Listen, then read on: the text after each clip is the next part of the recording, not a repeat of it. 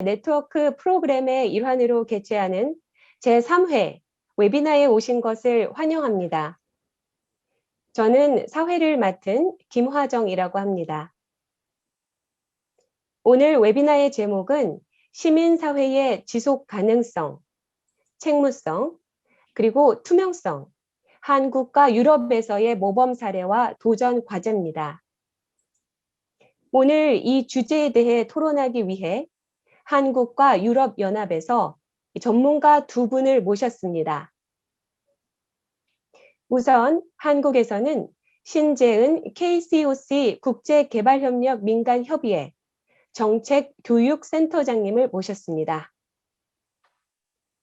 안녕하십니까? 반갑습니다. 오늘 함께해 주셔서 고맙습니다. 안녕하세요. 반갑습니다. 네. 그리고 유럽연합에서는 에스터 하테이 변호사, ECNL 법무본부장님을 모셨습니다. Hello, Esther. Good afternoon. Good afternoon. Thanks for joining us today. 두 분에 대해서는 곧 토론을 시작하면서 더 자세히 알아보고 또 만나보도록 하겠습니다. 오늘 토론은 시민사회의 투명성, 책무성과 관련해서 이 두 전문가분들이 준비한 질문을 중심으로 대략 45분간의 토론을 하고 나머지는 여러분의 질문에 대해 답하는 방식으로 운영됩니다. 자, 그럼 이제부터 토론을 시작하도록 하겠습니다. 우선 오늘 연사님들의 자기소개와 소속 단체에 대해 설명을 부탁드리겠습니다. 신재은 센터장님, 먼저 소개해 주실까요? 네, 안녕하세요, 여러분. 저는 국제개발협력 민간협의회에서 일하는 신재은이라고 합니다. KCOC라고 부르기도 하는데요. 이 KCOC는 국제개발협력 활동과 또 인도적 지원 활동을 하는 국제개발협력 시민사회 단체들, 제가 앞으로는 개발 CSO 혹은 개발 NGO라고 부르겠습니다. 이런 NGO들의 협의체입니다. 약 140개 정도가 있는데요. 여러분에게 좀 익숙하신 이름들은 월드비전이라든지 굿네이버스라든지 세이브 더 칠드런, 기아대책과 같은 기관들이 있지 않을까라고 생각합니다. 저는 이곳에서 정책교육센터를 담당을 하고 있습니다. 정책교육센터는 이제 정책센터와 교육센터가 좀 이렇게 합쳐진 곳인데요. 정책센터에서는 글로벌 단위의 정책이라든지 국가 단위의 정책이 한국 개발 CSO 활동에 어떤 영향을 미치는지를 분석하고 이에 대한 피드백을 통해서 정책의 이제 변화들을 꾀하고 있습니다. 그리고 또 이제 교육센터에서는 한국 개발 CSO들의 역량 강화 훈련과 교육 등을 하고 있고요. 또 더 나아가서 세계 시민 교육까지 포괄하고 있습니다. 저는 이 기관에서 한 10년 정도 일을 했고요. 국제개발협력 분야의 시민사회 활동의 그 폭을 확대해 나가는 일에 동참하고 있습니다. 네, 이 정도로 제 소개를 우선 마무리하겠습니다. 네, 말씀 감사드립니다. 자, 이어서 에스터 하테이 본부장님, 자기소개 부탁드립니다.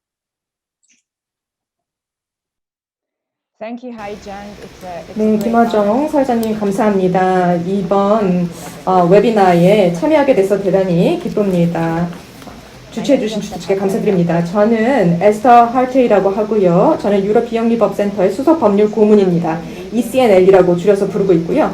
이것은 유럽의 선구적인 리서치 센터로서 네덜란드 더 헤이그에 있습니다. ECNL은 시민사회 단체들이 독립성, 재정의 지속 가능성, 견조한 거버넌스 구조를 갖추고 정책 개발과 수립에 관여하며 대중의 지지를 동원할 수 있는 환경을 만드는 데 이바지하고 있습니다. 저희의 일은 예측, 예방, 보호를 중심으로 이루어지고 있는데요.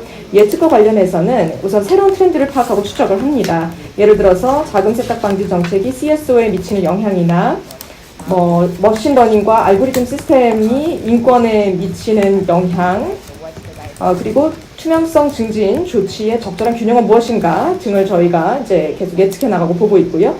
그다음에 이제 예방 쪽과 관련해서는 모니터링 툴을 개발해서 시민사회 환경을 평가하고 이를 개선하기 위한 조치를 제안합니다. 가령 동부 파트너십 지역을 위한 CSO 미터를 개발한 바 있습니다. 그리고 보호와 관련해서는 유럽 전역의 로컬 파트너 기관들에게 기술적인 지원을 제공하고 있습니다. 법 개정, 운동, 전개 방법을 전수하거나 긍정적인 변화의 여지가 없으면 규제를 우회하도록 돕고 있습니다. 네, 두 분 모두 귀한 시간을 내주셔서 감사합니다. 그럼 질문을 드리겠습니다. 시민단체 혹은 사회에게 책무성은 어떻게 중요한 걸까요? 신지은 센터장님, 먼저 답변 부탁드립니다. 여러분들이 지금 이제 요즘 SDG라고 하는 그 용어, 지속 가능한 발전에 대한 목표들을 많이 들으셨을 것 같아요. 그래서 SDG는 이제 국가 발전의 그 전통적인 주체였던 국가나 국제기구를 넘어서서 다양한 이해관계자들의 참여를 보장하고 그들의 이제 책무성을 요구하고 있거든요. 시민사회는 이러한 다양한 이해관계자 중에 하나이고 SDG를 달성하기 위해서 현장에서 사업을 직접 수행해 왔습니다. 그래서 이제 예를 들어서 이제 OECD의 공여국들은 시민사회 단체들이 현지 주민들을 보다 효과적이고 직접적으로 지원한다는 점, 그리고 공여국의 긍정적인 이미지를 증진시킨다는 점에서 시민사회와의 협력을 확대해 왔습니다. 이와 같이 국제사회에서 시민사회 역할이 이제 확대되면서 시민사회의 책무성은 어떠한지 주목을 받게 된 것입니다.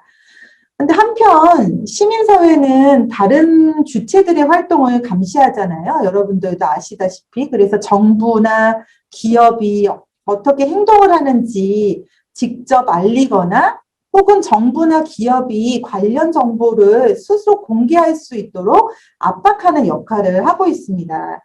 그런데 이런 정부나 기업을 감시하는 시민사회 역할이 점점 이제 확대가 되니까 정부나 기업 쪽은 도대체 시민사회가 어떤 대표성에 근거해서 이런 감시자 혹은 감시견, 그래서 와치독이라는 용어를 쓰기도 하는데 이런 와치독의 역할을 수행하는지에 대한 이제 문제 제기를 하기 시작한 거죠. 그래서 이제 이런 양 측면을 볼 때 시민사회 자체의 자체 활동의 책무성, 그리고 정부와 기업의 책무성을 감시하는 역할, 이 모두가 우리 사회를 건강하게 만드는 요소라는 측면에서 이 이슈가 빼놓을 수 없는 이슈라고 저는 생각하고 있습니다. 네, 말씀 감사합니다. 그러면 이번에는 에스터 하테이 본부장님의 답변을 들어보겠습니다. Thank you. Civil societies in the 감사합니다. 시민사회는 디지털 혁명과 기후변화 그리고 코로나 사태로 인해서 범지구적인 트렌드들에 의해서 기로에 놓여 있습니다. 디지털 기술, AI 등은 우리의 권리와 자유를 행사하는 방식을 바꿔놓고 있고요. 그리고 기후변화 운동은 지역사회 기반의 시민사회 운동과 풀뿌리 활동의 위력을 보여주고 있습니다. 코로나 사태는 가장 취약한 계층들을 도울 수 있도록 CSO들을 동원시키고 있습니다. 그래서 시민사회 부분은 계속 성장하고 있고 어느 때보다도 중요한 역할을 감당하고 있습니다. 이로 인해서 시민사회 단체들의 활동 내용과 방식이 크게 주목받고 있는 것도 사실입니다. 그렇지만 사실 이러한 것은 한계가 있는 것이 없는 것은 아니고 상호 노력에 기반한 것이어야 합니다. 개방성과 투명성이라는 것은 핵심적인 가치로서 체계성을 구현하고 공공의 신뢰를 얻기 위해 매우 중요합니다. 책무성을 통해서 CSO는 법적 근수를 입증하고 재원이 어떻게 사용되며 어떻게 주어진 미션을 달성하고 있는지, 지배 구조는 건전한지, 현명한 재정 관리를 하고 있는지 등을 입증하게 됩니다. CSO는 또한 다양한 이해관계자들에 대해서 책무성을 가집니다. 수혜자들 포함해서 공여자, 정부, 일반 국민 등등에 대해서 책무성 가지죠. 책무성이라는 것은 공익을 활동할 수 있도록 하는 방편으로서 우수한 지배 구조와 상호 점검과 견제를 가능하게 하는 내부 시스템을 통해서 기본적인 책무성을 구현하게 됩니다. 연합과에 의한 지금 이제 조사를 보면은요, 전 세계 응답자 중 3분의 1은 자선단체들에 대한 그 신뢰가 없다고 대답했습니다. 그래서 CSO들은 유럽 내에서 이런 도전에 직면했고요.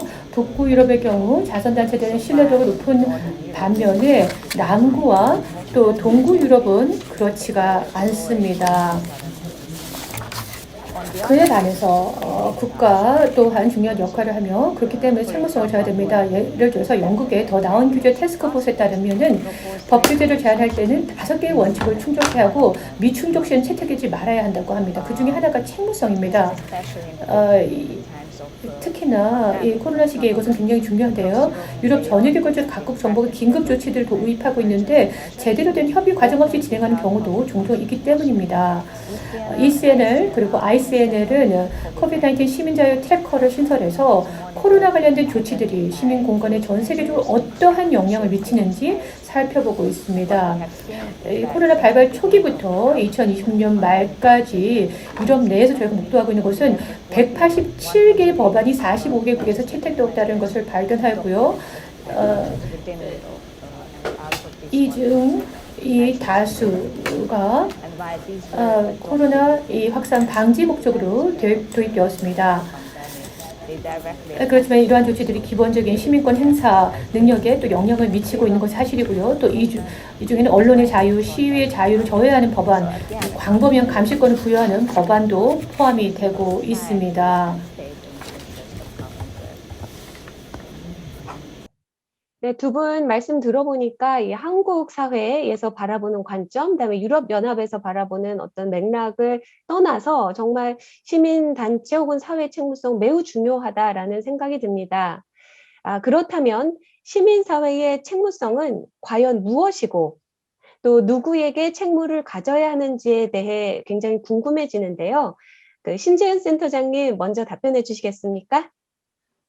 네, 사실 이제 책무성에 대한 그 논의가 서구 사회에는 어느 정도 굉장히 이제 많이 궤도에 올라와 있는 것 같습니다. 근데 한국 사회에서는 이 책무성에 대한 연구라든지 논의가 아직은 좀 뭐 시작 단계에 있다라고 보여지고요. 그래서 이제 저의 경우에는 이 부분과 관련해서 이제 논문을 통해서 좀 더 들여다봤는데, 그럴 때 이제 로이드라는 분이 연구하신 연구를 가지고 좀 같이 설명을 드리고 싶습니다. 그래서 저는 NGO가 누구에게 책무를 가져야 되는가라고 할 때, 4가지 차원의 이제 책무성에 대해서 좀 말씀을 드리고 싶은데, 첫 번째로는 우리 이제 도너라든지 정부라든지 재단이라든지 이렇게 우리에게 뭔가 펀딩을 주는, 그러니까 위에 한마디로 위에 있다 그래서 상향식 책무성이라고 부르기도 하는데 그런 주체가 있는 것이고요.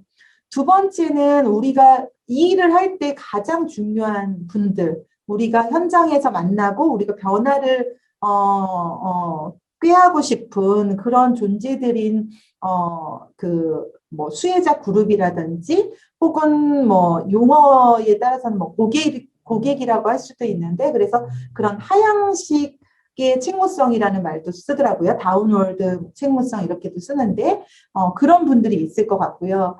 또 한편으로는 우리가 이런 활동을 할 때 우리가 외부 활동은 그렇게 책무가 있는 방식으로 노력을 하지만 내부적으로도 그게 아닐 수 있거든요. 그렇기 때문에 기관의 미션이라든지 가치를 따르는 직원에 대해서 우리가 어떤 책무성들을 가져야 되는지, 그래서 기관 내부적인 어떤 책무성이 있을 것 같고요. 또 한편으로는 우리가 예를 들어서 여러분들이 뉴스라든지 여러 가지 사건들을 통해서 어떤 한 기관의 문제가 딱 발생을 하면 그 기관의 문제가 마치 이 시민사회 전체의 문제인 것 같이 느껴질 때가 많거든요. 그건 뭐냐면 이 분야에서 사실 동료 그룹이 어떻게 하고 있는지가 되게 중요하다라는 이야기가 되고, 그래서 우리 분야의 어떠한 스탠다드, 그러니까 기준이라든지 또한 명성들을 계속 확보해 나가기 위해서는 동료에 대한 어떤 책무성, 그래서 이제 수평적인 어떤 책무성이라고 말하는데 이제 이런 부분들이 있다. 근데 이제 이런 부분들이 각각에 있는 게 아니고 사실 다 연결이 되어 있죠. 그런데 이제 이런 책무성들을 이야기할 때 사실은 그 각각의 네 개의 주체들이 가지고 있는 어떤 파워, 그러니까 상대적인 권위에 따라서 우리 NGO들이 그 책무성을 표시하는 게 좀 다른 것 같다는 그런 연구도 있고 실제로 우리가 일을 할 때도 그런 것들을 많이 느끼는 것 같아요. 예를 들어서 NGO가 우리에게 펀딩을 주는 도너가 되게 중요하잖아요. 그러니까 도너에 대한 책무성을 중요시하면 할수록 현지 주민에 대한 책무성은 점점 더 상대적으로 덜 중요시 여기거나 약화될 수가 있다라는 생각이 듭니다. 그리고 어떤 연구들은 좀 여기에서 더 나가서 도너에 대한 책무성을 강화하면 할수록 수혜자에게 가는 서비스 영역의 효과성을 해칠 수 있다라는 그런 문제가 제기되기도 했습니다. 그래서 예를 들어서 우리가 이제 2017년도에 한국의 국제개발협력 시민사회는 이제 어떤 일들이 있었냐면 당시에 그러니까 이 국제개발협력의 기관은 아니고 국내 기관과 또 뭐 개인 모금을 하시는 분 중에서 이 굉장히 부도덕한 일들이 있었던 거예요. 그리고 회계상의 문제가 있어서 그런 여파가 이 시민사회 전체의 규제로 이제 이어지게 되고, 그래서 해외 사업을 하는 그러한 틀들도 국내 틀들과 맞춰야 된다라고 이제 정부가 생각을 했던 거예요. 그래서 뭐 예를 들면 국내는 어디를 가든지 카드 시스템이 다 잘 되어 있는데 그런 카드를 개발도상국 현장에서도 똑같이 사용을 해야 된다. 그리고 예를 들어서 국내에서는 그렇게 돈을 썼을 때 누구에게 주는지를 명확하게 하기 위해서 그 돈을 수령하는 사람의 아이디 넘버들을 다 수집을 합니다. 그래서 주민등록 번호를 다 수집을 하는데 그거를 해외 주민한테도 그렇게 하라고 한다든지, 그러니까 이런 문제들이 있었거든요. 그래서 그런 시스템이 바뀌면서 실제로는 어떤 일이 있었냐면 그러한 시스템을 현장이 수용하기가 되게 어려운 거예요. 그래서 우리가 아시아에서는 이런 시스템을 상대적으로 수용하기가 조금 용이했고 아프리카에서는 이 시스템을 사용하기가 너무 어려워서 시간이 갈수록 아프리카에서 하는 프로젝트들은 줄어들고 아시아의 프로젝트들은 그대로 유지된다거나 아니면 이게 바뀌는 순간에 정말 아이들과 산모들에게 원래 약속되었던 그런 활동들이 중단이 되어서 3개월 동안에는 뭐 수혈을 공급한다든지 이런 긴급한 서비스들이 전혀 이루어지지 못했거든요. 그러니까 그런 것들을 봤을 때 이렇게 그 상향식, 우리 도너에 대한 책무성을 저희가 맞추려고 할 때 상대적으로 우리가 수혜자에게 가는 서비스들이나 책무성에서는 사실은 피해 사실들이 있을 수 있다. 그래서 우리가 책무성이라는 것을 살피고 생각할 때 상대적으로 소외될 수 있는 책무성에 어떻게 무게를 둘 수 있을 것인지를 항상 고민해 봐야 된다는 생각을 합니다. 그리고 이 부분은 도너하고 협의를 할 때 우선순위에 있어서 조정하고 선택을 할 수 있도록 해야 된다는 그런 생각을 하게 되었습니다. 네, 아무래도 이제 한국에서는 책무성 연구에 대한 논의가 미흡한 상태이기 때문에 우리 신 센터장님의 연구 결과가 상당히 중요하게 그런 의미를 지니는 것이 아닌가 싶습니다. 자, 그러면 이어서 에스터 하태 본부장님의 답변을 부탁드리겠습니다.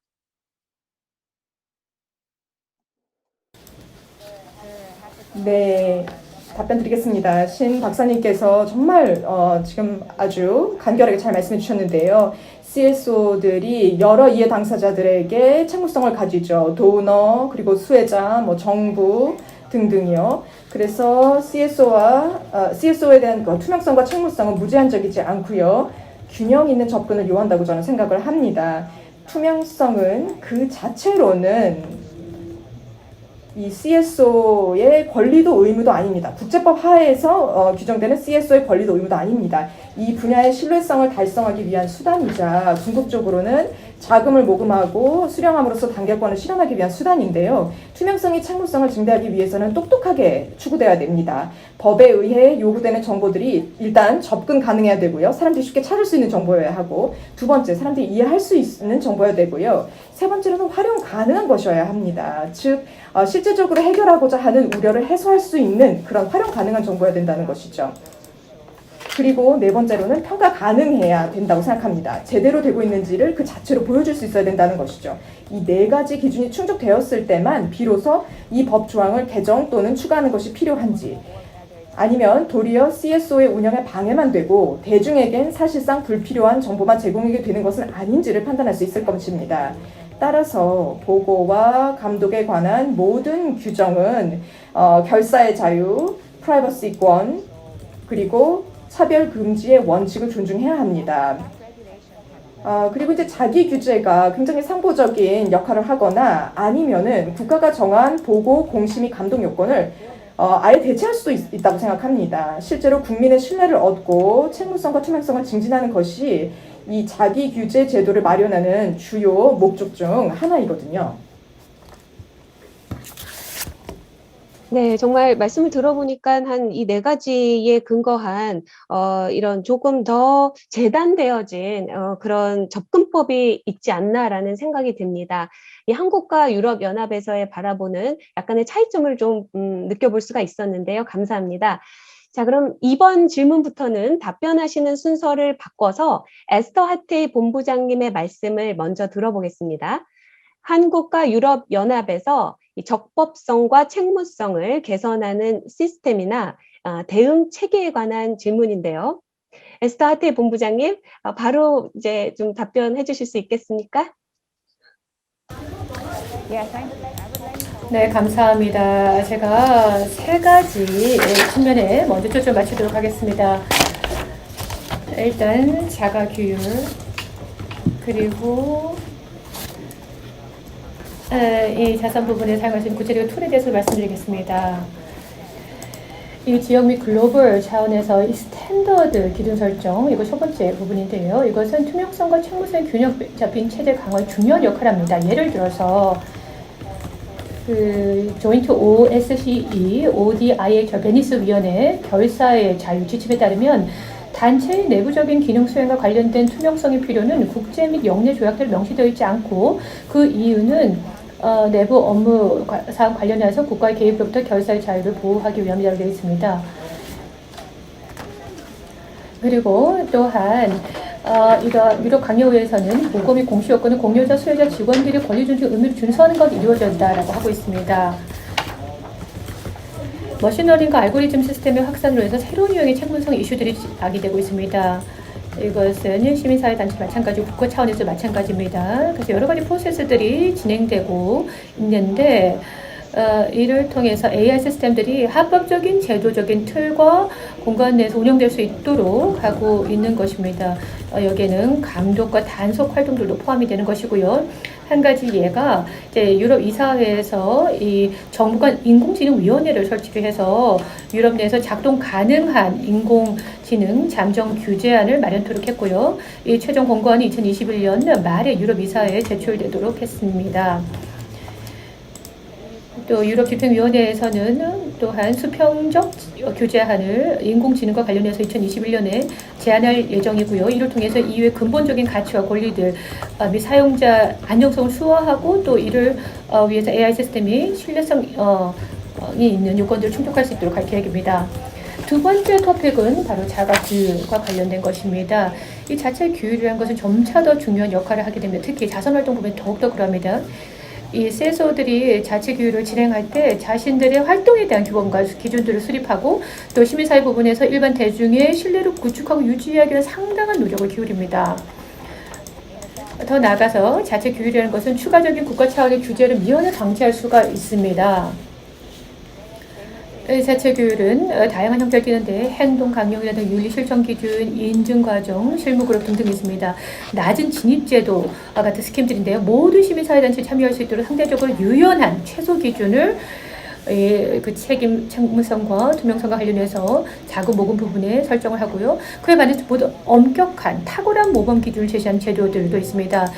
유럽에서는요, 이 자체 규율 제도 확립의 추세가 성숙한 민주국가들을 주로 나타내지만 보다 역사가 짧은 CSO 부분들에서도 부상을 하고 있습니다. 예를 들어서 자체 규율 제도들이 체코공화국, 헝가리,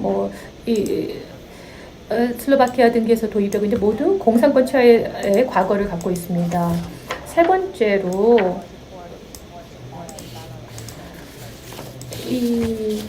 이 자가 규율 그리고 또 법제도의 균형화된 그러한 발전을 위해서 저희가 또 봐야 될 것이 이 7개의 그 원칙과 관련해서 그 최근에 그 발표가 나왔었는데요. 전 세계 국가들이 이제 보다 유연한 환경에서 이러한 활동들을 할 수 있도록 해주는 원칙들입니다. 네, 그 자가 규율 툴부터 시작해서 이 디지털 시대의 새로운 책무성 이슈까지 아주 포괄적으로 잘 설명해 주셔서 감사합니다. 자, 이번에는 신재은 센터장님의 답변 들어보겠습니다.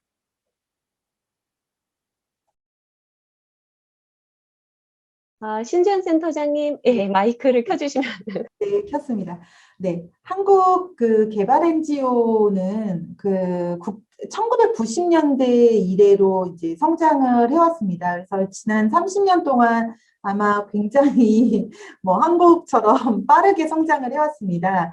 그래서 국제개발협력 분야에서 활동하는 기관도 성장을 하고 그 기관이 하고 있는 국제개발협력 활동, 그러니까 해외 사업의 규모도 증가해 왔는데요. 그런데 이제 모든 기관이 균등하게 성장한 것은 아니거든요. 그래서 제가 지금 소속되어 있는 그 KCOC라는 기관에서는 2년에 한 번씩 이 기관들이 어떻게 활동을 하고 있는지, 어떤 규모로 활동하고 있는지, 어느 나라에서 활동을 하고 있는지, 어떤 분야에서 활동하고 있는지에 대한 통계 조사를 만들어서 발표를 하고 있습니다. 그래서 이제 2019년 자료에 보면은 그 한국 개발 NGO들 중에서 약 한 81%의 그 해외 사업 규모 중에서 규모를 그냥 한 10개 기관, 그러니까 대규모의 그 재원을 가지고 있는 10개 기관이 운영을 하고 있고, 나머지 한 20%의 재원들이 한 123개 기관이 사용을 하고 있습니다. 그러니까 이런 부분은 국제개발협력의 이제 참여 역사에서도 나타나는데요. 예를 들어서 2000년대를 기준으로 해서 2000년대 이전에 설립된 기관과 2000년대 이후에 설립된 기관의 그 활동 정도가 다릅니다. 그래서 2000년대 이후에 설립된 기관의 경우에는 모금이라던가 재정 규모라던가 또 정부의 이제 펀딩을 받고서 정부에 의존하는 정도가 차이가 납니다. 그래서 이제 이 말은 국제개발협력에 대한 활동의 범위라든지 이해가 단체마다 다 다를 수 있고 실행하는 능력에서도 단체 간의 차이가 있을 수 있다는 점을 이제 의미를 합니다.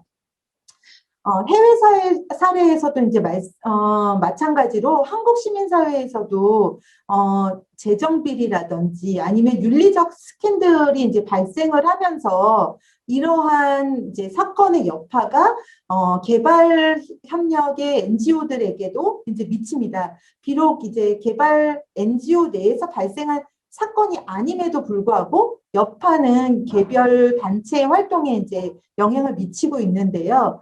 그래서 그동안에는 한국의 개발 NGO들이 그러니까 개별 단체 차원에서 이러한 이슈들에 대해서 대응을 해왔는데 이제는 이 이슈가 뭐 국내 그리고 국외적으로 계속 이 책무성과 관련된 이슈가 지속적으로 이제 발발을 하고 있다 보니까 개발 쪽의 NGO들, 시민사회 단체들도 이제는 이게 개별단체 차원에서 하기엔 한계가 있다라고 생각을 했고 공동 대응의 필요성을 이제 느끼기 시작했습니다. 그래서 이제 KCOC 내에서 우선은 2007년도부터 행동 강령을 만들어서 발표를 했고 단체들은 거기에 이제 사인을 하는 작업을 시작을 했고 KCOC 회원단체가 될 때 이제 반드시 서명을 하고 그것을 지키겠다는 서명을 하고 들어오게 되고요. 그 다음에 이전에는 이것을 사인하는 것으로만 끝났는데 2013년부터는 이 책무성에 대해서 그 셀프 레귤레이션, 그러니까 자가 진단을 이제 개발을 했어요. 그래서 2014년부터 회원단체들이 자발적으로 참여할 수 있도록 독려를 하였습니다. 그래서 NGO들이 자발성에 기초해서 활동을 시작했기 때문에 책무성에 대한 노력이나 대응도 이러한 자발성의 기초를 두고 체계를 만들었고 향후에 이제 그런 활동들을 확대하는 것이 중요하다라고 생각을 하고 있습니다.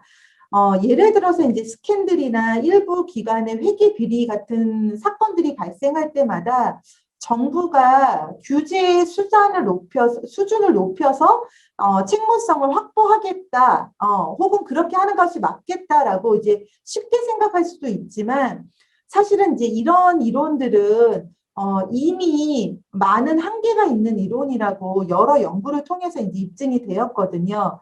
그래서 NGO가 우리 에스더 본부장님도 말씀해 주셨지만 이 NGO가 스스로 자발성에 기초한 책무성 메커니즘을 만들 수 있도록 그리고 그것들을 실행할 수 있는 환경을 조성하고 규제라는 것은 도대체 언제 어느 지점에서 어떻게 사용해야 되는지 굉장히 제한적이면서도 분명하게 하는 것이 필요하지 않을까 그렇게 생각을 합니다.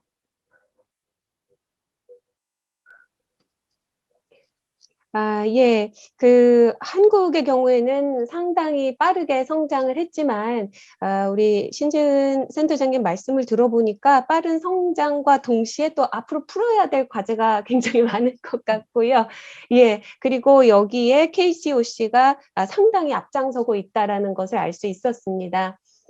자, 그러면 이어서 이 책무성이 도전받은 그 최근 또는 반복되어 일어나는 사례에 대해서 좀 짚어볼까 하는데요. 이런 사례들이 과연 어떻게 해결이 되었는지, 또 시민단체 내에서 어떤 방식으로 다뤄졌는지, 좋은 사례 또는 좋지 않은 사례가 있는지 말씀을 부탁드리도록 하겠습니다. 이번 질문 역시 에스더 하테이 본부장님 답변을 먼저 부탁드릴 텐데요. Thank you. So, civil society in Europe and within that. 네, 감사합니다. CSO들, 특히 이제 유럽에서 CSO들이 직면해 있는 그 책무성과 관련한 과제들은 내적인 것과 외적인 것들이 있습니다. 일부 국가들은 시민 사회를 제한하는 법을 이제 정당화하기 위해서 국가 정책에 대한 외세 영향력을 줄인다거나 뭐 자금 세탁이나 테러 자금 문제 해결을 해결하기 위해서라거나 시민사회 투명성 제고를 위하는 것이라고 주장합니다. 가령 국외자금 지원을 받은 헝가리의 시민사회 단체들은 국가가 정한 특정한 등록부에 등록을 해야 하고요. 엄청난 보고와 정보 공개 의무가 주어집니다. 그리고 반년 전에 그 유럽 재판소에서 이것이 사실은 유럽법에 그 저촉이 된다라고 판결을 했을 정도입니다. 그리고 이제 불가리아를 비롯한 일부 국가에서 CSO들은 정부의 부정적인 선전 때문에 이미지가 악화되기까지 했습니다. 또 시민사회 영역을 축소시키고자 하는 정부들은 특정한 시민사회 단체를 겨냥하기도 하지만 전반적인 시민사회 정당성에 의심을 품게 하는 전략을 구사합니다. 이때 사용되는 논리는 CSO들은 선출된 것이 아니라 자체 임명한 사람들이 이끈다. 또 외세로부터 자금 지원을 받는 CSO들은 국민들보다 외국의 기부자들을 더 신경 쓴다. 이런 식으로 함으로써 지역 사회 내에서의 어떤 의심을 야기하는 것이죠. 그런데 CSO 부문의 투명성을 강화하는 것은 그 자체만으로는 결사의 자유를 제한하기 위한 정당한 목적이 되지 못합니다. 그리고 이러한 강력한 어떤 그 제재 조치라든가 이런 것들은 그 해결하고자 하는 문제의 그 비례성의 원칙에 그 부합하지 못하고 있습니다. 그래서 정말 균형적인 접근을 하는 것이 굉장히 중요한데요. 2018년 12월에 이 네덜란드의 모 정부 부처에서는 이른바 시민사회단체 투명성 법의 초안을 내놨습니다. 그 내용은 CSO들로 하여금 이 연간 15,000유로 이상의 기부를 받게 되면은 전반적인 정보를 공개하도록 하는 것이었습니다. 그러니까 각 기부자의 이름과 거주지를 포함한 정보를 공개하도록 했습니다. 그리고 이를 이행하지 않았을 때는 형사적 책임을 묻겠다는 그런 내용을 담은 법이었습니다. 이것이 굉장히 많은 우려를 낳았고요. 또 시민사회에서 강력히 이런 그 입법 시도에 대해서 저항을 했습니다. 이것이 이제 결사의 자유를 침해하는 것이다. 기부자의 프라이버시권과 개인정보 보호 측면에 있어서 이건 위험하다라는 주장들이 많았습니다. 그래서 2020년에 새로운 초안이 제시가 되었고요. 그 접근법이 좀 달랐습니다. 좀 더 좀 섬세한 그리고 여러 가지 리스크를 고려한 그런 해결책을 좀 내놨다고 볼 수가 있겠는데요. 공공질서 또는 공익에 잠재적인 위협이 될 수 있다고 여겨지는 CSO로 대상 CSO를 제한했습니다. 그러나 여전히 논란은 있습니다. 만병통치약적인 접근법은 적절하지 않다고 보고요. 그래서 시민사회와 체계적인 대화를 해서 해결하고자 하는 사안에 비례하는 해결책을 도입을 해야 되고 리스크를 고려하고 더 섬세한 해결책을 내놓을 필요가 있다라고 생각이 됩니다. 그리고 이제 독일의 사례는 CSO 스스로 더 포괄적인 자기 규율을 통해서 가장 중요한 보호 조치를 할 수 있다라는 것을 보여주는 사례인데요. 그 독일 사례 중에서 이 비영리 부문에 투명한 시민사회 이니셔티브라는 것이 있습니다. 그래서 이 시민사회가 주도해서 추진한 그런 이니셔티브인데요. 지금 현재 이 1,100여 개가 되는 비영리 단체들이 참여하고 있습니다. 그래서 2010년도 이래로 투명성을 제고하기 위한 노력으로 추진이 되고 있습니다. 여러 가지 정보가 웹사이트에 공개되고 있고요. 이제 디지털 기술의 빠른 확산으로 새로운 책무성의 이슈들이 대두되고 있습니다. 예를 들면 알고리즘 시스템은 투명성과 책무성이 결여되어 있는 경우가 많습니다. 그래서 이러한 시스템의 영향을 받은 이들이 이런 논의 과정에 의미 있게 참여할 수 있도록 하는 것은 권리에 기반한 기술 개발과 구현을 이루는 전제 조건이라고 생각합니다. 그래서 취약계층의 니즈를 경청하는 것이 필요하다고 하겠습니다. 예, 지금 말씀을 들어보니까 이 주권 국가 차원에서의 그 어떤 시민사회 정당화나 요 EU 차원에서의 시민사회 정당화의 어떤 상호작용, 그 안에서 민감성과 복잡성이 있는데 이것을 유럽 연합 차원에서 상당히 합리적으로 풀어나가려고 하는 그런 노력을 알 수 있었고 그런 접근법을 좀 배울 수 있었습니다. 그럼 이번에는 이 두 분께서 이번에 신재은 센터장님의 말씀을 들어봐야 되죠. 제가 넘어갈 뻔했네요. 죄송합니다. 자, 방금 드렸던 질문에 대해 신재은 센터장님 답변 들어보겠습니다. 네, 특별히 지금 에스더 본부장님이 여러 유럽의 사례를 들어주신 게 사실은 저한테는 굉장히 큰 도움이 많이 됐습니다. 왜냐하면 아까도 말씀드렸지만 이 한국은 아직 책무성이나 투명성에 대한 논의가 아직 시작 단계이다 보니까 사실 규제를 하면 시민사회의 책무성이 높아진다라고 바로 이렇게 생각을 하고 있는 문화가 팽배합니다.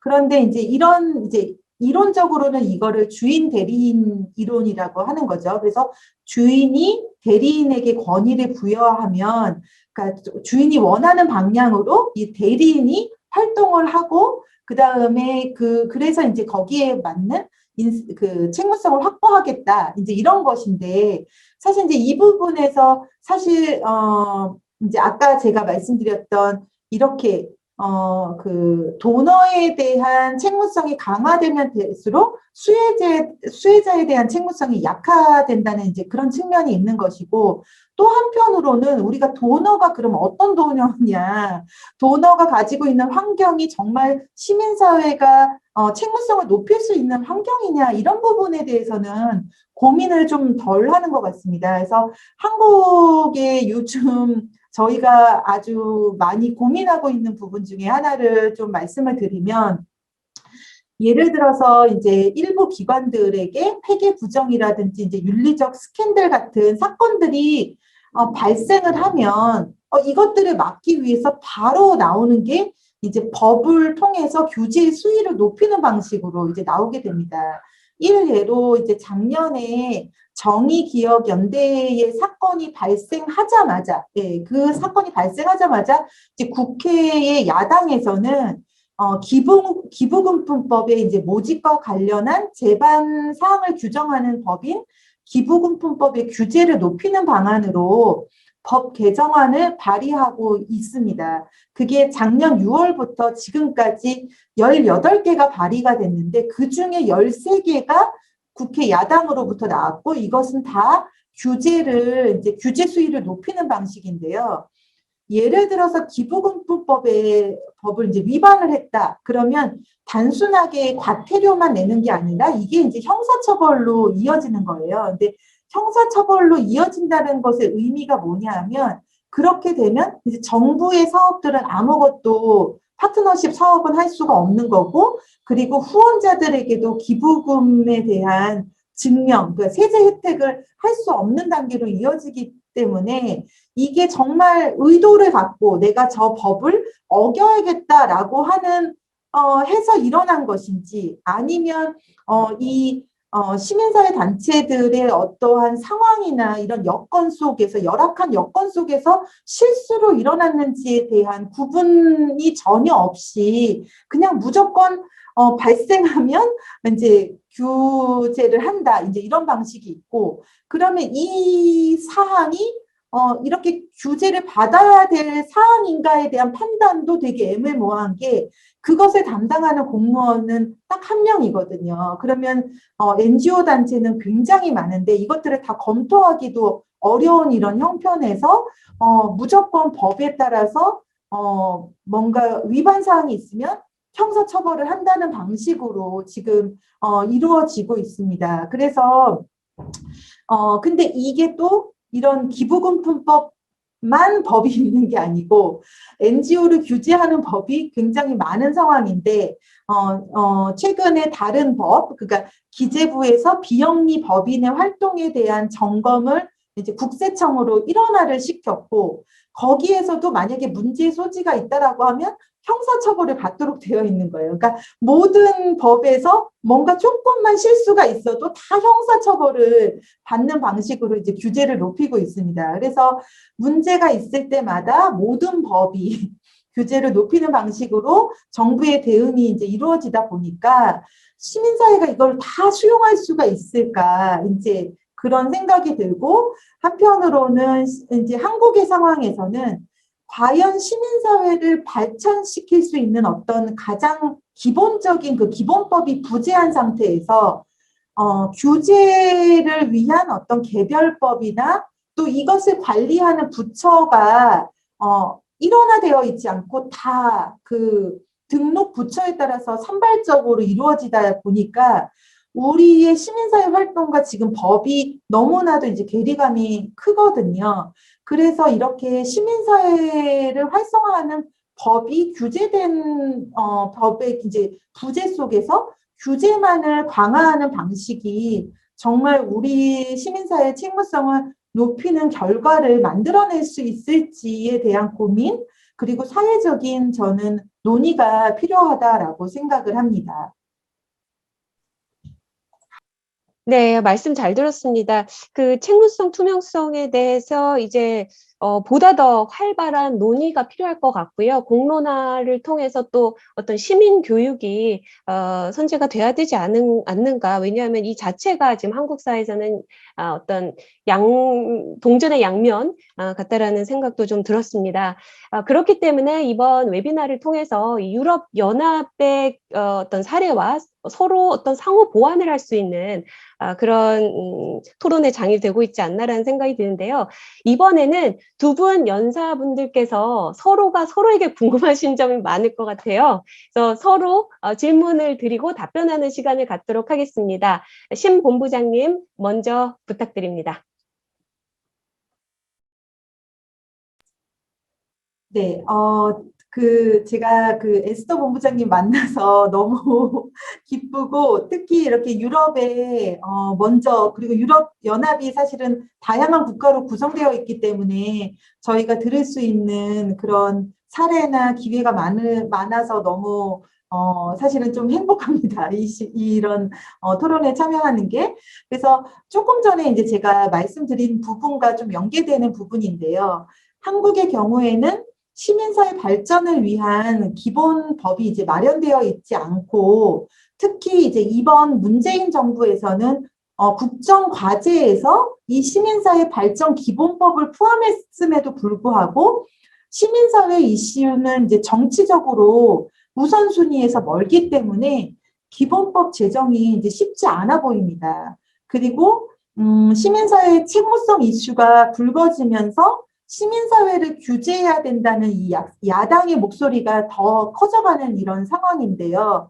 혹시 이제 이런 사례가 유럽에서도 있었다면 어떻게 대응을 했는지 좀 공유해 주시면 좋을 것 같고, 만약에 없다면 이런 상황에서 한국 시민사회가 이런 시민사회 발전을 위한 기본법을 마련하기 위해서 어떤 부분을 좀 힘쓰면 좋을지 조언을 해주실 수 있다면 감사하겠습니다. Well, thank you so much. 네, 신 박사님 너무나 감사드립니다. 이 질문 두 가지 이슈를 제기를 합니다. 그래서 제가 하나하나씩 말씀드리도록 하겠습니다. 이 시민사회의 발전을 독려하는 그러한 정책들, 그리고 민간 협력을 독려하는 그러한 정책들은 굉장히 중요하죠. 신뢰 구축과 협력 도모에 있어서 굉장히 중요한데 1990년대 이후로 이런 정책들이 유럽에서 굉장히 인기를 얻어가고 있습니다. EU 내에서 좀 좋은 사례를 말씀드리자면은 에스토니아와 크로아시아입니다. 이들 국가에서는 전략들을 수립할 때 몰도바와 또 다른 일부 국가들 이게 하나의 본이 되고 있습니다. 왜 중요하냐면요. 이러한 전략들에는 정부에서 할 일이 명확하게 규명되어 있습니다. 시민사회를 위한 정부의 역할, 그리고 국가에서는 이 시민사회 단체들이 수행하는 중요한 역할을 깊이 인지를 하고 있습니다. 사회 경제 발전에 있어서 CSO들이 맡은 역할을 인지를 하고 있고 좀 더 유리한 환경 조성을 지원할 준비가 되어 있다는 것이죠. 정부에서. 그리고 일부 CSO 단체들에서 혹은 이러한 그런 우산 단체들에서 이러한 이니시티브를 먼저 제기하는 경우가 많이 있습니다. 그래서 이런 정책 제안을 먼저 하는 경우들이 많이 있는 것이죠. 그래서 포용적인 그러한 정책들을 수립을 하는 것이 굉장히 중요합니다. 두 번째 그 질문과 관련돼서는 규제를 통해서 시민사회 책무성을 강화하는 것과 관련해서는 리스크 기반의 타겟팅화가 중요합니다. 정말 추가적인 규제의 필요가 필요한가 생각을 해봐야 되는 것이죠. 공동 규제라든가 자가규를 통해서도 이런 우려가 혹시 해소될 수 있는 부분은 없는가를 살펴봐야 되고요. 건설적인 대화를 시민사회 내외에서 진행을 할 필요가 있습니다. 답변이 됐기를 바랍니다. 네, 혹시 에스더 본부장님, 우리 신 박사님께 드릴 질문이 있으신지요? Yes, definitely. So I'm also 네, very 있습니다. grateful to have a chance 네, to have a 저도 discussion 이렇게 with Dr. Shin. 논의의 기회를 I would 가질 be 수 있게 really 돼서 정말 interested to 기쁘게 hear 생각합니다. your view on what is the role of 박사님께서 self-regulation 이 compared to 자가교육 그리고 이 공동 교재가 투명성과 또 책무성을 강화하는데 어떤 역할을 한다라고 생각하시는지 한국 내에서 이런 전통이 있나요? 자가교재, 공동 교재가 책무성과 투명성을 강화하는 그런 전통이 혹시 있을까요? 드렸었는데 원래 이제 책무성은 이제 개별단체 차원에서 그 단체 여력이 되는 한도 내에서 굉장히 노력을 해왔는데 이제 KCOC 차원에서는 이제 2007년부터 공동 대응에 노력들이 필요하다라고 합의가 됐고 그래서 2007년도에 행동 강령을 만들었고요. 그리고 2013년부터는 우리가 행동 강령에 사인한 것만으로는 좀 한계가 있다. 그래서 그거보다 더 나아가서 우리가 자발적으로 좀 체크하고 그것을 KCOC에 제출해서 이것들을 우리가 이런 것을 계속 점검하고 있다라는 것을 하고 있습니다. 그래서 2014년부터 지금까지 매년 여기에 이제 참여하고 있고 모든 회원단체들이 아직까지 다 참여하는 것은 아니고 계속 연도가 지날수록 그 참여하는 기관들의 숫자가 늘어나고 있습니다.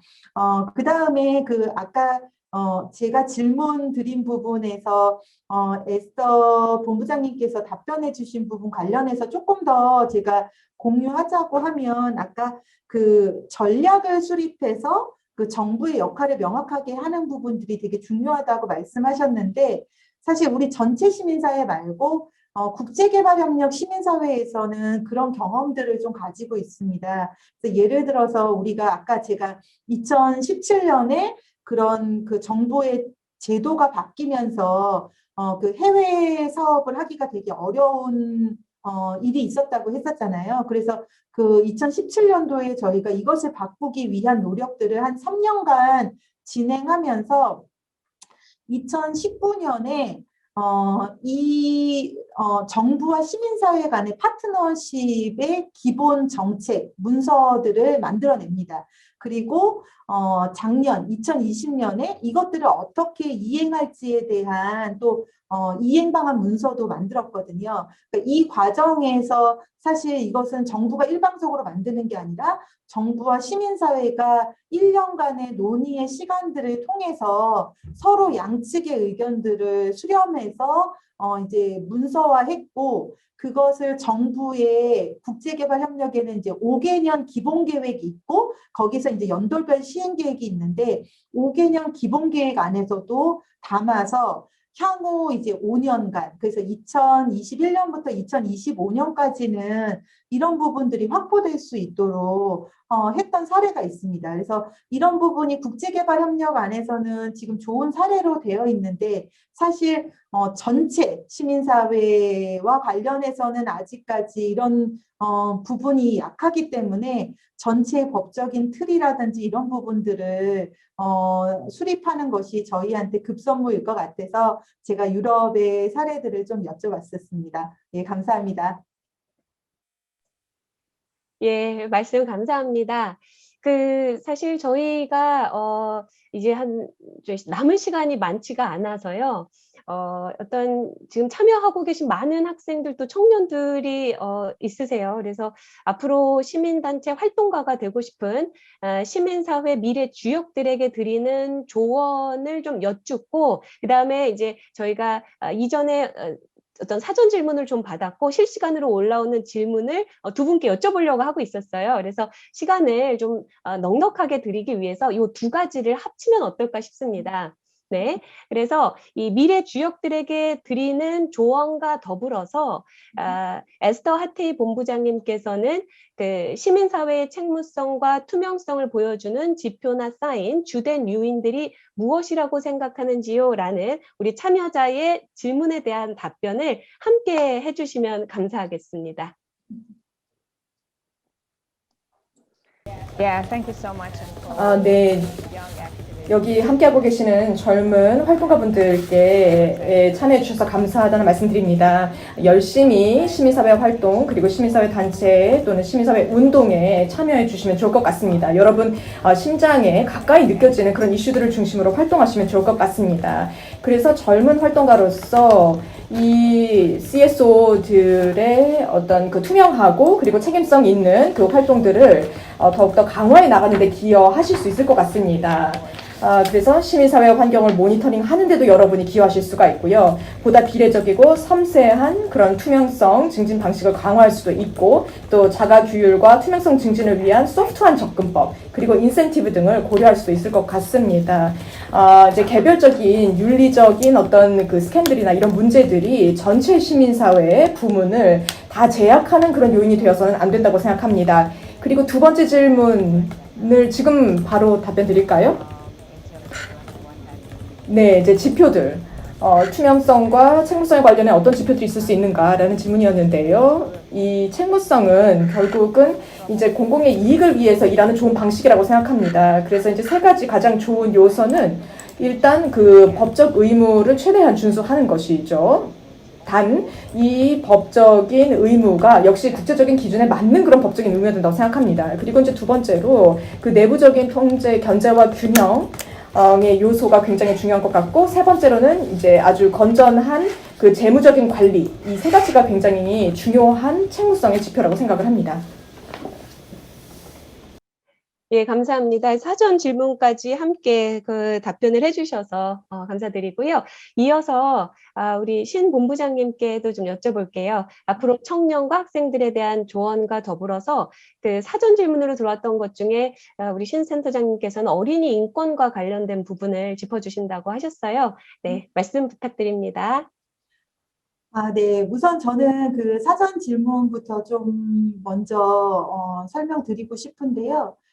우리 아동 인권과 관련해서는 지금 우리 한국 사회에서 너무 심각한 일들이 많이 일어나고 있기 때문에 사실 고민이 많습니다. 예, 그리고 뭐 저희 기관들뿐만 아니라 여러분들도 많으실 것 같은데 사실 이런 일들이 우리 한국 사회뿐만 아니라 개발도상국 현장에서도 많이 일어날 수 있는 부분이고 또 여아의 경우에는 그 사회적인 문화적인 어떤 상황 속에서 더 고통을 받는 부분들이 많을 것 같아요.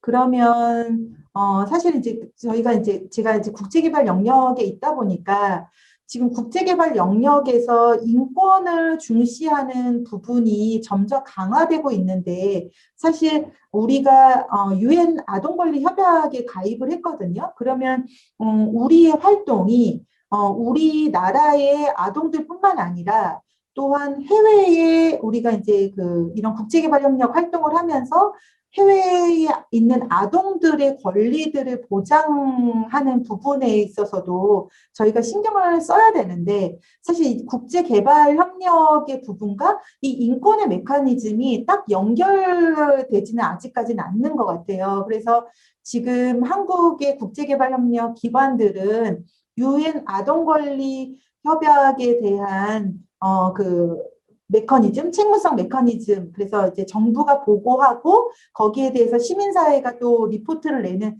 이런 과정에 참여하면서 우리 국내 아동 인권단체들과 연계해서 지금 국제사회에 국제개발 협력 사업을 할 때 어떻게 아동 인권들을 대응하고 있는지에 대한 보고들을 같이 하고 있습니다. 그래서 이런 부분들에 대한 자세한 상황은 저희 기관의 홈페이지에 들어가시면 자료실에 뭐 홈페이지 가입이나 이런 거 없이 다 무료로 다운받을 수 있도록 되어 있기 때문에 한번 그런 보고서들을 참고해 주시면 좋을 것 같습니다. 네, 그리고 이제 두 번째 질문으로 앞으로 또 이 분야에서 활동을 원하시는 분들에게 이제 제가 하고 싶은 말씀은 이제 여러분들 중에서 개발 NGO에서 활동하는 부분 혹은 개발 NGO가 활동하는 영역에 대해서 관심이 있으신 분들이 생각보다 많으신 걸로 제가 알고 있고 여러분들이 생각하실 때 그런 개발 NGO 혹은 개발 CSO라고 하는 기관들은 아까도 제가 언급했던 월드비전, 굿네이버스, 세이브 더 칠드런, 기아대책과 같이 규모가 상당하고 조직적인 역량이 갖추어진 어떠한 좀 완전체, 완전한 기관으로 이제 상상하기가 쉽거든요. 하지만 제가 이제 앞에서도 설명했듯이 한국의 개발 시민사회의 그런 역사, 그리고 활동의 역사가 그렇게 길지 않습니다. 그래서 여러분들이 직접 참여, 활동, 개발 CSO의 활동에 참여를 할 때 그 친무성을 지키기 위한 조직적인 역량이 이미 다 마련된 것이 아닐 수 있습니다. 그래서 친무성을 마련하기 위해서 그 기반을 구축하고 실행해 나가면서 기관의 책무성을 점진적으로 높여가야 하는 상황일 경우가 더 많습니다. 그리고 또 어떤 경우에는 개별단체의 역량이나 노력의 부족으로 책무성이 부족한 것이 아니다라는 것을 인지해야 합니다. 아까 에스더 본부장님께서도 이게 우리의 권리나 의무는 아니고 우리가 그 신뢰성을 높이기 위한 수단으로서 이걸 하고 있다라는 것들을 여러분들이 같이 좀 고민해 주시면 좋겠고, 아까도 우리가 책무성에서 법 준수를 굉장히 중요한 구성 요소로 보고 있지만 이 법 자체가 시민사회가 활동할 수 있는 그런 우호적인 환경을 기반하기 위한 것이 아니라고 할 때는 사실 법을 위반했다는 것 자체만으로 책무성이 없다라고 보기는 어렵거든요. 그래서 그런 여러 가지 관점을 여러분들이 좀 염두에 두시면서 보시면 좋을 것 같고, 향후에 또 개별단체에서 여러분들이 활동하게 되실 때 개별단체에서 내가 열심히 하면, 우리 기관만 열심히 하면 잘 되겠지, 이게 아니라 이렇게 연대체를 통해서 공동의 노력을 기울이는 게 필요하다라는 말씀을 같이 드리고, 앞으로 같이 좀 이 분야에서 잘 활동했으면 좋겠다는 생각을 가지면서 여러분에게 말씀드립니다. 네, 감사합니다. 네, 본부장님 말씀까지 잘 들었습니다. 지금이 5시인데요. 사실 공식적으로 저희 웨비나가 딱 1시간으로 되어 있기 때문에 아마 많은 분들께서 본인의 스케줄을 그렇게 잡고 오셨을 것 같아요. 그래서 바쁘신 분들은 사실 공식적인 어떤 서로 간의 질문, 궁금했던 사항들은 많이 논의가 됐고요.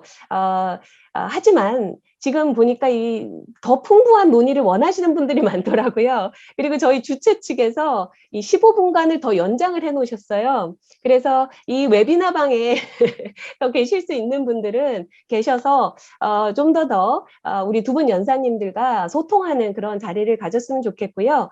그럼에도 불구하고 5시까지 봐주신 많은 분들께 정말 진심으로 감사의 말씀을 드리겠습니다. 자, 그러면 죄송합니다만 15분을 조금 더 두 분 연사님을 붙잡고 있겠습니다. 네, 이해 부탁드리고요. 지금 질문 들어온 것을 좀 여쭤볼게요. 실시간으로 들어온 질문, 우리 신재은 본부장님께 들어온 질문인데요. 한국에서 아주 굉장히 작은 규모의 CSO 같은 경우에는 최근에 어떤 법적으로 지켜야 되는 그런 준수, 그런 의무를 지키기 위하자고 했을 때 가장 주된 한계점이 무엇인가라는 질문이 들어왔습니다. 네, 이거는 뭐 여러분들 제가 이제 아까 말씀드렸지만 예를 들어서 우리가 이제 1990년대부터 국제개발협력 활동들이 이제 시작이 되었고, 그럼 그 90년을 기점으로 해서 보면은 가장 오래된 기간이 30년 정도 지금 활동을 하고 있는 거고, 2010년도 이후에 또 이 분야에서 활동을 원하시는 단체들이 계속 들어오고 있거든요. 그럼 그런 기관들은 어떤 기관은 10년 미만, 어떤 기관은 5년 미만. 그럼 이건 뭘 말하냐면 그 기관의 뭐 재원도 재원이지만 실제적으로 활동가가 1명 혹은 2명, 5명 미만 이렇습니다. 근데 이런 상황에서 법적인 규제들을 다 지켜야 되고, 그 다음에 또 활동도 잘 해야 되고, 이제 이러한 많은 영역들을 커버하기가 어렵고, 제가 아까도 저희 통계를 통해서 말씀을 드렸지만, 저희 기관들, 그러니까 한 123개 기관들이, 그러니까 거의 한 80%의 기관들이 전체 이 국제개발협력 규모의 예산 중에 20%를 차지하고 있고, 그 다음에 대형 규모 한 20%의 기관이 실제로 해외사 규모의 80%를 활용하고 이제 사용하고 있다고 할 때 사실은 책무성 메커니즘을 어떻게 이 단체들의 규모나 역량에 따라서 다르게 접근할 것인지에 대한 고민들이 필요한데 사실은 지금 사회적인 담론에서는 그런 식의 방식이 들어가는 게 아니라 문제가 딱 터지면 모든 단체가 일률적으로 같은 법의 적용을 받아야 되는 이런 시점, 이런 상황이기 때문에 굉장히 이제 어려운 환경에 놓여 있다라고 생각하고 있고요. 그래서 지금 시민사회, 그러니까 국제개발 쪽뿐만 아니라 이 전체 시민사회에서 지금 어떤 전략을 가지고 있냐면 앞으로 3개월 내에 그 시민사회 발전을 위한 기본법을 좀 마련을 해야겠다라는 생각을 가지고 모든 단체들이 거기에 좀 총력전을 기울여야겠다라는 전략을 좀 마련했습니다. 왜냐하면 여러분들이 생각할 때 규제가 일어나는 것은 개별법들이거든요. 그런데 총괄을 할 수 있는 이 모법이 되는 큰 법의 틀이 있고 그 하에서 개별법들이 그 모법의 영향 안에서 그 규제나 이런 것들이 어떻게 이루어져야 되는지, 그리고 아까도 우리 에스더 본부장님 계속 말씀하셨지만, 그 결사의 자유라든지 집회의 자유라든지 이런 것들을 침해하지 않는 범위 내에서 규제라든지 이런 것들이 이루어져야 되는데, 그런 법적인 큰 틀이 없이 규제만을 위한 법에서는 이게 해결될 방안이 없기 때문에 지금 한국의 시민사회는 그 시민사회 발전을 위한 기본법 마련에 총력을 기울이려고 그런 노력들을 하고 있습니다. 그럴 때 사실은 지금 작은 기관이 갖고 있는 어려움들이 뭐 당장 지금 순간에 해결되는 게 아니라 이런 법적인 체계로부터 보장을 받을 수 있도록 점진적으로 하는, 조금 시간은 걸리겠지만 그런 방식으로 해결을 모색을 하는, 그래야지 사람이 바뀔 때마다 NGO에 대한 정책이나 이런 부분들이 변화해서 NGO들이 오히려 고통을 당하지 않도록 하는 게 저희의 지금 목표입니다. 예, 감사합니다. 지금 저희가 이 질의응답식을 참 많은 것들을 배우면서 질문이 있습니다. 좀 마무리로서 좀 여쭤보고 싶은데, 이게 무엇보다도 이 어떤 시민사회가 정말 이 개념이라는 거를 정확하게 알아야 되는 게 너무 중요한 것 같다라는 생각이 들거든요. 그렇다면 이것을 좀 공론화를 하고, 그다음에 이 교육을 시키는 것이 상당히 중요한데, 어떻게 이렇게 접근을 해 나가야 되는 건지, 이 한국은 어떻게 해야 되는지, 그리고 유럽은 정말 어떻게 했는지, 또 이제 어떤 유럽에서의 상을 보면은 아까 말씀을 주셨다시피 주권 국가와 이 리저널 인터그레이션 차원, 그 리저널 차원에서의 그런 어떤 그 민감성이 좀 존재하는 것처럼 보여지거든요. 그래서 그 두 분께 이것에 대해서 이 시민사회의 교육을 시키기 위한 그 공론화를 어떻게 해야 될지에 대한 좀 의견을 여쭙도록 하겠습니다. 이 부분은 저 에스더 하태이 본부장님께 먼저 말씀을 좀 여쭤도 될까요?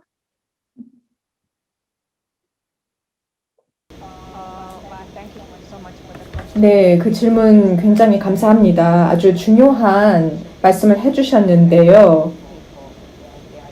제 생각에는 이제 국민들, 그리고 이제 수혜자들과 직접적인 대화가 굉장히 중요하다고 생각합니다. 궁극적으로는 시민사회 단체들이 그들을 위해서 일을 하는 것이기 때문이죠. 지금 이제 팬데믹 상황, 그리고 지금 글로벌한 트렌드가 움직이는 것을 봤을 때 더더욱 이러한 시민사회의 역할이 부각이 되는 것 같습니다. 정말 사람들을 위해서 활동을 하는 것이 시민사회다라는 것을 우리가 이 팬데믹 상황에서 더욱더 잘 보게 되는 것 같습니다. 거기서 정당성이 생기는 것이고요. 이제 뭐 작은 규모도 있겠고 좀 더 큰 규모의 시민사회 단체도 있겠습니다만 어쨌든 공통적으로 사람들을 위해서 일을 하는 것이다. 그리고 유럽 내에서도 환경이 굉장히 다양합니다.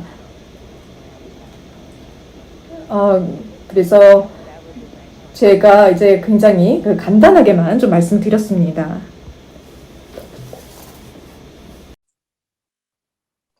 네, 신재은 본부장님 말씀 좀 마지막으로 들어볼까요? 네. 네.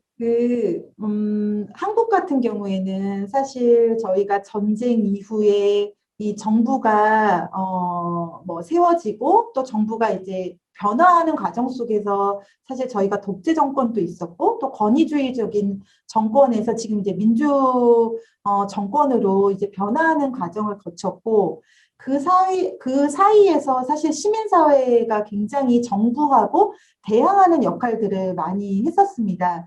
그런데 지금에서는 사실 시민사회가 대항적인 부분만 있는 게 아니거든요. 여러 가지 지금 에스더 본부장님 말씀하셨던 다양한 시민들의 니즈라든지 혹은 정부가 하지 못하는 여러 가지를 보완하거나 혹은 대안을 만들거나 이러한 역할들을 많이 하고 있는데 우리가 이제 전통적으로 생각하는 그 시민사회의 대항적인 역할들만 생각을 하다 보니까 사실 이게 또 정권에 따라서 우리 정부가 여당인지 야당인지에 따라서 이 시민사회를 바라보는 관점도 거기에서 좀 차이가 난다라는 생각을 하거든요. 그래서 이거는 사실 시민사회 내부만의 문제가 아니라 저희 전체 시민사회가 그러니까 시민들이 이 시민사회를 어떻게 바라보아야 되는지에 대한 관점의 전환이 좀 필요하다라는 생각이 들었고, 지금 에스더 본부장님 말씀하신 대로 코로나19라는 상황이 사실은 우리에게 이 시민사회의 가치나 역할들을 좀 주목하게 할 수 있는 굉장히 중요한 그러한 상황이 아니었나 이런 생각을 합니다. 그래서 사실 이제 저희가 한 5월 말이나 6월 초 정도에 이 코로나 상황에서 우리 국내 시민사회 그리고 이 국제개발 협력을 하고 있는 시민사회들이 어떤 대응들을 했는지에 대한 그런 발표 시간들을 좀 토론 시간들을 마련하고 그래서 거기에서 우리가 얻는 시민사회 역할들이 무엇인지를 좀 공론화하는 자리를 마련을 하려고 합니다. 그런 자리를 통해서 시민사회의 참대한 역할들이 지금 얼마나 확장되고 있는지에 대한 공감대를 좀 조성하려고 하는 그런 행사들을 준비하고 있으니까 또 여기에 계신 분들 중에서 관심이 있으신 분들은 함께 해주시면 좋을 것 같습니다. 네, 좋은 말씀 감사드립니다. 이렇게 두 분의 이야기를 이제 종합을 해보니까 결국에는 이 직접적인 대화, 소통이 상당히 중요한 것 같습니다. 이것을 공론화를 하고 어떤 시민들을 교육하기 위해서는 특히 무엇보다도 쌍방향 소통, 굉장히 수평적인 소통을 하도록 접근을 해야 되겠구나라는 그런 좀 부분을 배웠습니다. 그리고 두 분께서도 이렇게 시간이 좀 늘어났는데도 아주 충실하게 정성스럽게 답변을 해주셔서 진심으로 감사드립니다. 자, 오늘 참석해주신 모든 분들 감사드립니다. 이번 웨비나는 주한유럽연합 대표부가 한국유럽연합 시민사회 네트워크 CAN, 코리아 EU Civic Society 네트워크 활동의 일환으로 마련한 세 번째 토론회였습니다. CAN 네트워크는 주한유럽연합 대표부가 인권과 차별에 대한 포괄적인 주제로 한국과 유럽연합의 시민사회 단체 및 활동가들 간의 소통과 네트워크를 통해 대안을 모색하는 네트워킹 사업입니다. 더 자세한 내용은 웹사이트 www.canCSO.org에 나와 있고요. 등록을 하시면 정기적으로 뉴스레터 등의 소식지도 받아보실 수가 있습니다. 오늘 이와 같이 뜻깊은 워크숍에서 좋은 말씀 해주시고 의견 나눠주신 신재은 센터장님 그리고 에스더 하태희 본부장님 다시 한번 깊은 감사의 뜻을 전합니다. 또 참여해주신 많은 여러분들 진심으로 감사드립니다. 감사합니다. 감사합니다. Thank you.